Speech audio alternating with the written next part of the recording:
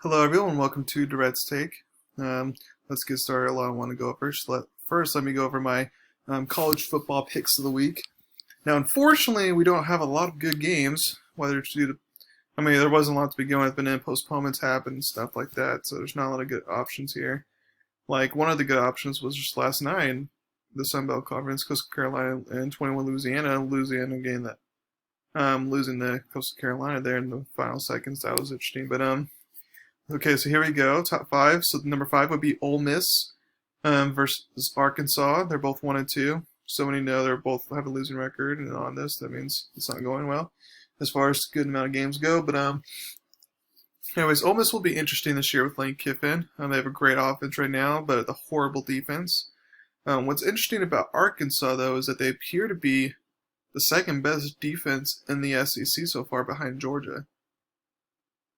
It was Alabama, and Alabama slipped to third or fourth after that horrible performance against Ole Miss. It's just like I don't think anyone saw that coming. I didn't see it coming. So this would be a battle of the offense versus defense here.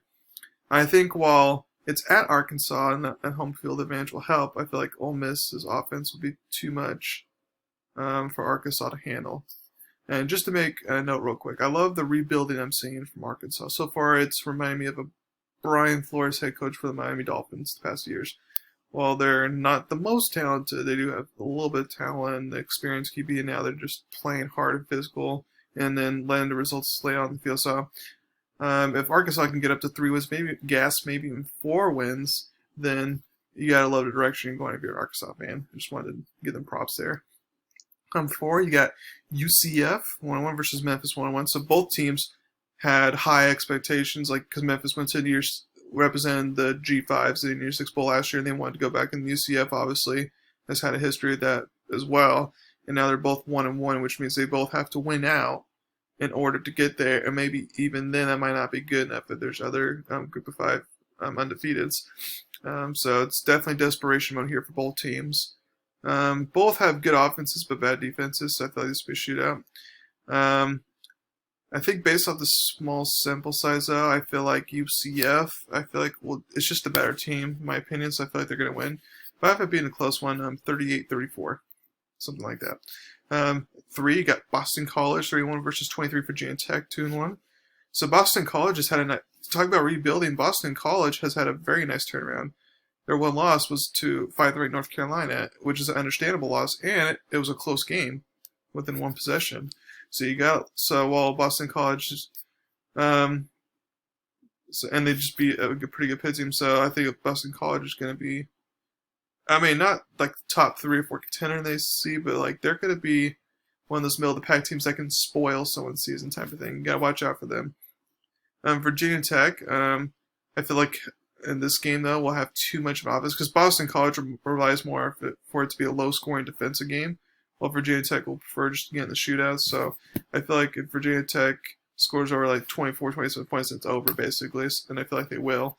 So they just have a lot of good offensive players. So I'm going to have them winning by 2 possessions, like a 38-27 type of game. 2, you got 14 BYU versus Houston 1-0. So this is an upset alert here. Not many upset alerts for this weekend, but this one's definitely an upset alert. So far, the people who said Zach Wilson's one of the favorites for the Heisman, I feel like he's top 10, but after the UTSA performance, even though he did fine, it was just, for the most part, his team not fumbling, like penalty stuff like that, so it wasn't really a lot of his fault, but his stats look pretty good from the game, even though the score says otherwise, but I feel like that's going to drop him from top 5 contention for the Heisman, now probably top 10 if he's lucky. And for the people who say BYU might even sneak into the playoffs this year, after a touchdown win against the UTSA team, that's just done. That's over. Now, if BYU goes undefeated, they definitely deserve a New Year's 6 bowl slot. But at this point, playoffs after that point is definitely out of reach, in my opinion, for them. And now, Houston, I'm not sure what to make. Like, I feel like they're going to be really good. They spotted Tulane 21 points, had 5 turnovers, and yet they still won by 18 points. So that says either a lot about Houston or a lot of bad things about Tulane. Which Tulane's just mediocre at best. I don't feel like they're that good this year. So that's what I'm saying. we'll see what Houston is in this game. I definitely so there's some injuries for both sides. BYU expects to have most of their injured players back, hopefully, for this game. Houston said they had like 15 to 20 people down, but he didn't specifically say how long each of those injuries will last, so I'm not sure what to expect there. I'm just going to consider it's more bruises, nicks and bruises and stuff, and then they'll be fine for game time type of things. I won't buy too much stock into that. I feel like this is going to be a shootout. It's going to come down right to the wire, in my opinion. Both teams have very good offenses. And this one, it's so hard for me to choose. Like right now, BYU is favored by 5 points, and I feel like it should be like 3-2 type of thing. But it's just so hard for me to pick. I've gone back and forth on this one, but I'm gonna go with BYU to survive here. Within like kick like a winning field goal to win it type of thing. 30-28 type of game. But just for the people, I'm a BYU lover, just say if Houston wins, I have on recording here saying that they could win, and they wouldn't surprise me if they win at all. So it's not like I'm saying, BYU should win easily. It's just like, no, Houston can easily win this game, and it wouldn't surprise me at all if they win. But I'm going to take BYU just barely. Again, it's a coin flip there. And then the biggest game, obviously, of the week is 3 Georgia versus 2 Alabama. This is going to be very interesting context now with Nick Saban having COVID, him not being on the sideline for the game. The question is, how much will that affect the team? But we already know basically this is a preview of the SEC championship game, in my opinion. Now, if Florida wins out, which would include wins against Georgia, they would beat it. But I felt like their defense is just too much of an issue right now, so I would.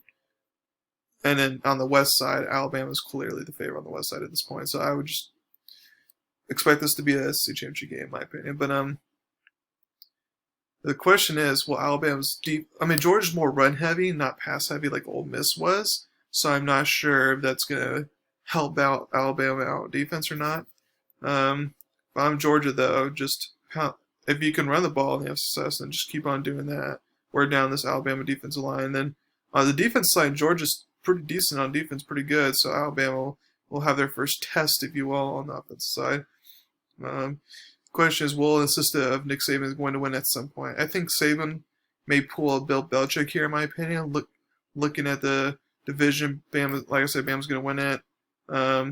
So since they know they can afford a loss and still win it, basically, I feel like Saban may take a risk and just say, "Yep, we'll take some risks, try different things out. If it doesn't work, oh well, and the SEC championship game will get you then," type of thing. But I feel like this can come down right to the wire. I was going to take Bama, but with him being on the sideline, even though Steve Sarkisian's been a head coach and is fine, he'll do just fine, in my opinion. I feel like I'm going to take Georgia here by 1. And this one will be a shootout, even though Georgia's good defense and Alabama has an okay defense. I feel like this is going to be a shootout here. So those are my top 5 games of the week. So now I want to go over my updated NFL projections based off after week 5. So in the AFC, I have number 1 being Kansas City still, 14-2. I still have them going. 2, Baltimore. I have them also going 14-2, but again, Kansas City gets the tiebreaker there. 3, the 3 seed I have will be Tennessee this time. I was Indianapolis 2 weeks ago, but now after seeing what's happening, I'm going to take Tennessee as the 3rd seed here, 12-4. I like what I'm seeing for them. 4, I'm going to take Buffalo at 11-5. I feel like they'll win division still, even though New England will be respectable. 5, the first wild card spot, I feel like will go to Pittsburgh. I feel like they'll go 12-4. Their schedule's pretty easy. 6, I'll go Cleveland. Again, buying the Cleveland hype right now. I have them going 11-5. That could go 10-6 maybe, but either way, 10-6 can also get them in the playoffs still. So I feel like they're going to be a playoff team, in my opinion, unless things go south. And then 7, for the last spot, I'm going to take the Patriots at 10-6 to make the playoffs. So I was definitely wrong about them in my preseason predictions. And then a couple other contenders to watch out for is Las Vegas. They could potentially sneak in for that last wildcard spot. I have been going 9-7, and even if they did go up 10-6, New England has a tiebreaker against them, so it's just going to be hard for them to get the spot unless they're way ahead of New England, which I don't feel like they are. Indianapolis, I have them going 8-8. Maybe they can get lucky. Better than that, I don't feel like they're going to go far with Philip Rivers as the quarterback, and then the rest will have losing records. like Houston beating 6-10, Chargers 6-10. But Miami's 7-9. But it's just like the other teams would be like 1, 2, 3, 0 losses type of thing. Just really bad teams for Jacksonville, Denver, Cincinnati, Jets. Just bad teams. Okay, now on the NFC, I have. So my new number one, I've had New Orleans as number one seed going into, but now after what I've seen from the past few weeks, that's not going to be the case anymore, in my opinion. So I'm going to have Seattle be the number one seed at 14-2. I like what I'm seeing. You know, their defense is definitely suspect and definitely an issue. I feel like Russell Wilson is just his MVP year, and he'll find a way to do stuff. 2, I have Green Bay, and I also have them at 14-2 because I like what I'm seeing for them so far. 3, I have New Orleans at 11-5. I think they could still win a division at this point. 4, I have Dallas. I have them winning the NFC East at 7-9. I feel like they can be just fine. 5, I have the LA Rams at 12-4 as a wild card. They'll get back in the playoffs. So I like what I'm seeing for them. 6, I have Tampa Bay at 11-5. So New Orleans, Tampa Bay both at 11-5, but New Orleans gets a tiebreaker there. And now 7. There's a couple different teams here that contend for this, obviously, but I'm going to, even though there's a big defense injury that just happened recently for Arizona, I'm leaning towards them to get that last spot at 10-6. And then, of course, other contentions, you got Chicago, I have going 9-7. They could easily get that last spot. Carolina, I have going 9-7. They can be sneaky, if you will. But I'm going to have Arizona be the last team to end. Like 49ers will be 7-9. Minnesota can reach up to 7-9. Philadelphia will be 6-9-1, and the rest will obviously just suck. So now, based off that, my predictions there, the playoff scenarios would be New England upsets Baltimore in the wildcard round. Tennessee beats Cleveland, and then Buffalo beats Pittsburgh. So you have a Kansas City, New England divisional round, which Kansas City does not want to have, and they're going to escape with a win by 1 point, in my opinion. Tennessee, Buffalo, that would be a rematch of what we just saw. I feel like it'd be closer, but Tennessee will win. So you have a rematch of AFC Championship game last year in Kansas City and Tennessee. And this game might be a little bit closer, but Kansas City again will survive and go to the Super Bowl. Then on the NFC side, you have 2 Green Bay versus 7 Arizona. This one will be a closer game than most people will think, but I'm going to take Green Bay there in Aaron Rodgers' playoff experience. 3 New Orleans versus 6 Tampa Bay. I'm going to take Tampa Bay here for the upset. Just because New Orleans has had a good playoff record recently, and Tom Brady's getting the playoffs. And then Dallas versus Rams. This one will be, again, a closer game most people expect, but I'm going to take the Rams here. And then you have a Seattle versus Tampa Bay game, which would be very good coming right to the wire, but Seattle will escape with a victory here. 2 Green Bay versus 5 Rams. This one will be, again, a close game, but I'm going to take the Packers here. So you have a Seattle versus Packers NFC Championship game, which we had like 5 years ago, where it was pretty good.